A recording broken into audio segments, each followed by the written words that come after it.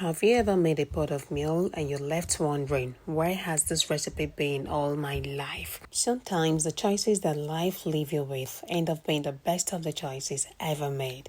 So today, join me as I make this vegetable soup my way. I added my proteins in the pot. This is smoked catfish and I allowed them to cook until tender. Baby spinach came to the rescue today and it totally understood the assignment. It told me, "No water leaf, don't worry, I got your back." I ended up using about 5 packs so the soup can last even longer. I was supposed to add in my processed pepper after I put the onion, but I totally forgot and I went in with the protein. The secret to my vegetable soup is this dry scent leaf, but if you can find a fresh one, it's totally fine. Another game changer in the soup is crayfish and bitter leaf. I also added some ukazi leaf just for a bit of texture. I just add with my seasoning powder and lots of onion is another thing you need for the soup. The next time you make your vegetable soup, try making it this way. Trust me, you wouldn't know when you will say farewell to the usual. Scent leaf, bitter leaf, ukazi leaf, and uziza leaf. But if you can lay your hand on dry one, it's fine. I use dry one for the soup. Everybody noticed the difference, like it tasted really amazing. So we are proceeding over to the next soup because we are making 3 pots of food today. I don't know if it's just me, but I just have a thing. I cannot make ufako without adding fish to it. There is this kind of vibe that fish adds to your ufako. If you know, you know. So I ended up in blending all the things I'll use to season my proteins, cook my meat first before I went in with the fish.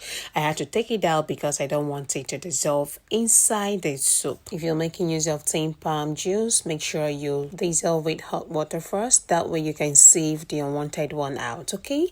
I also used tin tomato just so my ufako can come out bigger, and it did the magic. Allow the oil to start floating on top before you add in your proteins. That way, their marriage will be properly sealed, okay? Go in with your crayfish, pepper if necessary, and any seasoning you feel that you like, okay? This is a perfect time to go in with our fish so the marriage can be properly sealed. And it's really doing the work. This is dried scent leaf. The fresh one couldn't save me on this day, so I had to make use of what I have.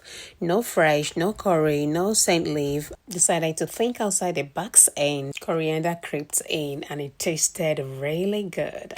This guy right here has been screaming since morning. I don't know if I should call him a guy or a girl because he really felt the abandonment is becoming real. I said, don't worry, got you on the list. I had to dissolve my dry cocoyam in palm oil just to make a smooth paste. Went in with my proteins, allow it to cook until tender. I cannot cook my soup without adding smoked mackerel. There is this joy. When you hear of joy giver, smoked mackerel does the magic in my soups every time. I took out my chickens because it was soft. I honestly did not think I want to play hide and seek when I want to eat this chicken. Once we can see each other at the end of the cooking, our friendship will last even longer. I introduced the chicken back because my soup was already filling the absence. Crayfish and lots of bitter leaf. Before we give it a final stir, let me know the kind of swallow that you feel that will go well with this bitter leaf soup and the vegetable soup. Mine is apple. My grandmother caused this one. And even up till date, I'm still struggling to let go of it. All thanks to my grandmother. And to you, my loves, thank you for staying with me today. Mwah.